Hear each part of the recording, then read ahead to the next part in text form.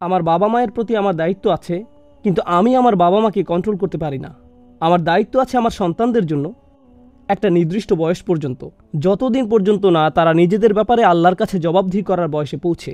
যখন তারা বালিগ হয়ে যায়, যখন আল্লাহর কাছে তারা প্রাপ্তবয়স্ক বিবেচিত হয়, এরপরে তারা যখন আল্লাহর সামনে বিচারের সম্মুখীন হবে, তখন আল্লাহ আপনাকে প্রথমে জিজ্ঞেস করবেন না, তিনি তাদেরকেই সরাসরি জিজ্ঞেস করবেন।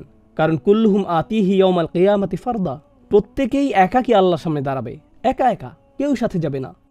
আর সন্তান লালন পালন করা অবস্থায় যখন তারা একটা নির্দিষ্ট অবস্থানে পৌঁছে, তাদের জন্য আমাদের ভালোবাসা শেষ হয়ে যায় না, তাদের জন্য আমাদের উদ্বেগ শেষ হয়ে যায় না, তাদের জন্য আমাদের দোয়া শেষ হয়ে যায় না, তারা ভালো জীবনযাপন করুক আমাদের এই আকাঙ্ক্ষা শেষ হয়ে যায় না। কিন্তু আল্লাহ কি তাদের ভুলের জন্য আপনাকে ধরবেন? না, আপনার সর্বোচ্চ সামর্থ্য অনুযায়ী আপনি চেষ্টা করেছেন উপদেশ দিতে। এটা আল্লাহ রসুল সাল্লাল্লাহু আলাইহি ওয়াসাল্লাম বুঝতে পেরেছিলেন।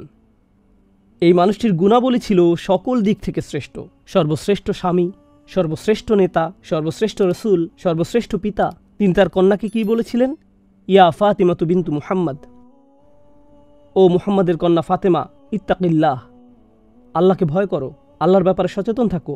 ফা ইন্নী লা আমলিকু মিনাল্লাহি লাকি মিনাল্লাহি শাইআ, কোনো সন্দেহ নেই আল্লাহর সামনে তোমার জন্য কিছু করার মতো কোনো ক্ষমতা আমার থাকবে না।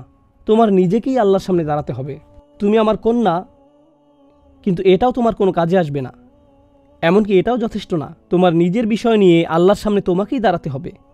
এটা একটা গুরুত্বপূর্ণ শিক্ষা যা আমাদেরকে বুঝতে হবে।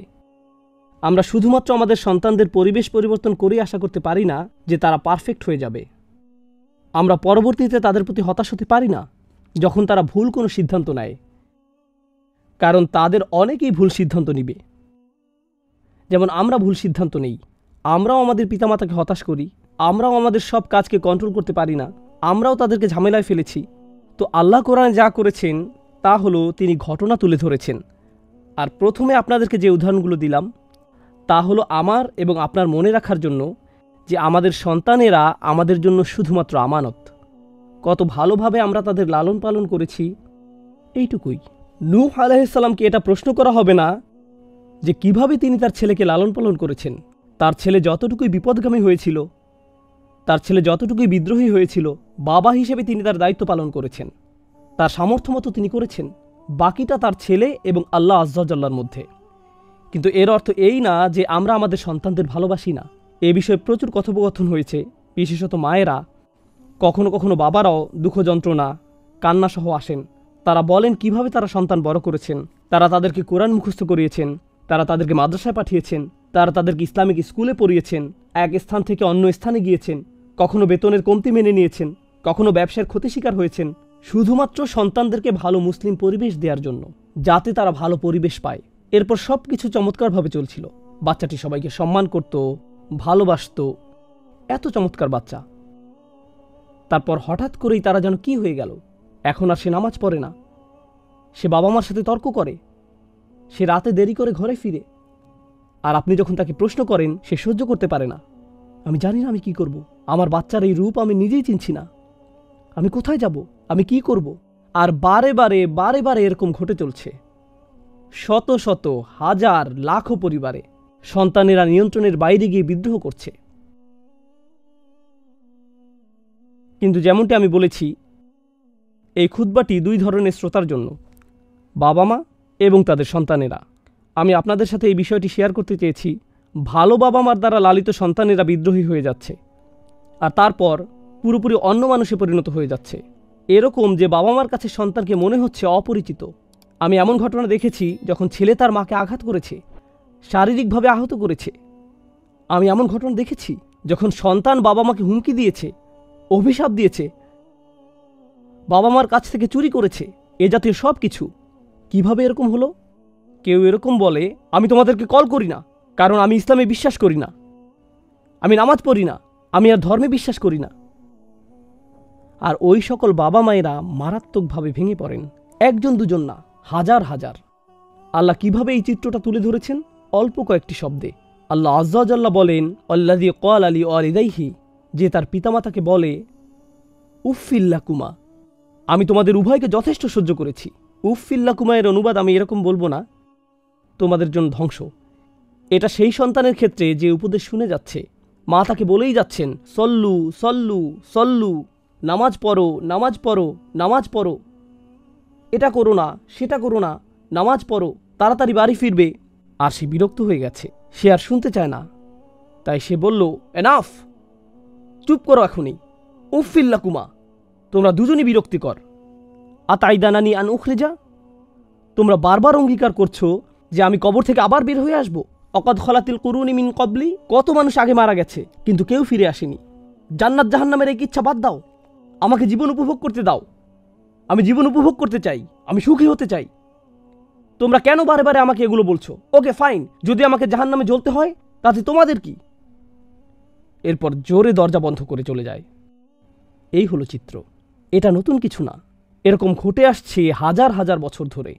আর পিতামাতারা কি করেন? অহুমাইয়াস্তাগিসানিল্লাহ, তারা প্রার্থনা করছেন, মা গভীর রাতে কান্না করছেন, চোখে পানি নিয়ে প্রার্থনা করছেন, ও আল্লাহ, আমার সন্তান, আমার ছেলে, আমার মেয়ে, আমি কি করব? মেয়েটা হিজাব পরত, কুরআন মুখস্থ করত, এখন সে সম্পূর্ণ ভিন্ন মানুষ হয়ে গেছে। আমি জানি না সে কোন দিকে যাচ্ছে, কোথায় সে যাচ্ছে, কার সাথে মিশছে। আমি তার রুমে মাদক পেয়েছি, তার শরীর থেকে মদের গন্ধ আসে। ও আল্লাহ, আমি কি করব? ইস্তেগিসানিল্লাহ, ইস্তেগাসা অর্থ বৃষ্টি না হওয়ার কারণে যখন কোনো এলাকার মানুষ নিরুপায় হয়ে যায়, খরার কারণে মানুষ মারা যেতে থাকে, তখন মানুষদের নিরুপায় হয়ে আল্লাহর কাছে অলৌকিক বৃষ্টির জন্য প্রার্থনা করা। হুমা ইস্তাগিসানিল্লাহ অর্থাৎ বাবা মা আল্লাহর কাছে অলৌকিক সাহায্যের জন্য প্রার্থনা করছেন, তাদেরকে পরিবর্তন করে দিন, এজন্য আমাকে সাহায্য করুন। আর তারপর তারা এই ছেলেকে বলেন, ওয়াইলাকা আমিন, তোমার প্রতি অভিশাপ, ঈমান আনো। বাবা মাও বিরক্ত হয়ে গেছেন, তারা আর কোমল উপদেশ দিয়ে যেতে পারছেন না। কোমল কথার জন্য ওয়াইল শব্দটি ব্যবহৃত হয় না, এটা আসলে জাহান্নামের নিকৃষ্ট একটি জায়গার নাম। কিন্তু এটা ছাড়াও আরবি সাহিত্যে ওয়াইল ব্যবহৃত হয় কারো বিরুদ্ধে মারাত্মক অভিশাপ দেওয়ার জন্য। আর যখন তারা বলে ওয়াইলাকা, তোমার প্রতি অভিশাপ, কেন তারা এটা বলছেন? এই সন্তানটি, তাদের সবচেয়ে ভালোবাসার এই সন্তানটি যাকে তারা বড় করেছেন, এত ত্যাগ স্বীকার করেছেন, এত যত্নের মাধ্যমে, যাকে আপনি সবচেয়ে বেশি ভালোবাসেন, সে আপনাকে সবচেয়ে বেশি যন্ত্রণা দিতে পারে।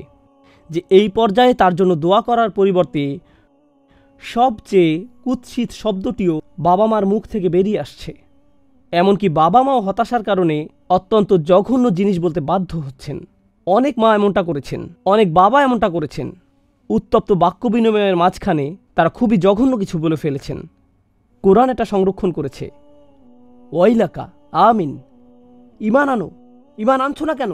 কেন অন্য সাধারণ মানুষের মতো হতে পারো না? কেন ইউসুফের মতো হতে পারো না? তুমি এমন হলে কিভাবে? লক্ষণীয় বিষয় হলো, আল্লাহ বাস্তবতাকে শুধুমাত্র আইডিয়ালিস্টিকভাবে তুলে না ধরে তিনি এটা তুলে ধরেছেন প্রায়োগিকভাবে, যেভাবে বিষয়গুলো আসলেই ঘটে থাকে। সন্তানটি ফিরে তাকায় এবং বলে, ফায়াকুলু মা হাযা ইল্লা সাতিরুল আউয়ালিন, এগুলো আগের দিনের গল্প ছাড়া আর কিছু না। তোমরা চুপ করবে? আগের দিনের এই গল্প শোনানো বন্ধ করবে? মা কোরআনের কোনো আয়াত পাঠ করে শোনালেন, অথবা তাকে কোনো নবীর ঘটনা শোনালেন, অথবা তাকে একটি হাদিস শোনালেন, সে বলে, এই পুরনো জিনিসগুলো তোমার কাছে রাখতে পারো না? আমার এগুলোর প্রয়োজন নেই, থ্যাংক ইউ ভেরি মাচ, আমার এগুলোর কোনোটারই প্রয়োজন নেই, এই কিচ্ছা কাহিনী তোমার কাছেই রাখো, আর এমন কাউকে শোনাও যার শোনার ধৈর্য আছে। মা হাযা ইল্লা আসাতিরুল আউয়ালিন, আপনাদের কেউ কেউ যারা শুনছেন, আপনারা এই ধরনের ঘটনার সম্মুখীন হয়েছেন। আপনাদের কেউ কেউ এরকম মারাত্মক অবস্থায় জীবন অতিবাহিত করছেন। যখনই ছেলে ঘরে আসে, বাবা মা এবং সন্তানের মাঝে তর্ক শুরু হয়ে যায়। আমার প্রথম পরামর্শ সন্তানদের প্রতি, যখন আপনি এমন করছেন, আপনি মনে করছেন আপনি যুদ্ধ করছেন আপনার সুখের জন্য, অথবা আপনি মনে করছেন আপনি আছেন এমন আলাদা ধরনের অবস্থায় যে কেউ আপনাকে ঠিকমতো বুঝতে পারছে না, আর আপনি আপনার বাবা মার বিরুদ্ধে যে অপরাধ করেছেন, এটা ছোট কোনো বিষয় নয়, এটা ছোট অপরাধ নয়। উলাইকাল্লাযীনা হাক্কা আলাইহিমুল কওল, এরা সেই সকল মানুষ যাদের প্রতি বাণী অর্থাৎ শাস্তির রায়, সেই সকল সন্তান সত্যিকার অর্থে শাস্তির যোগ্য হয়ে গেছে। ফি উমামিন কদ খলাত মিন কবলিহিম মিনাল জিন্নি ওয়াল ইনস, একই ঘটনা ঘটে এসেছে মানুষ এবং জিনদের সকল জাতির ক্ষেত্রে। বিদ্রোহ সবসময় ছিল, ইন্নাহুম কানু খাসিরিন, তারা সব সময় ছিল ব্যর্থ।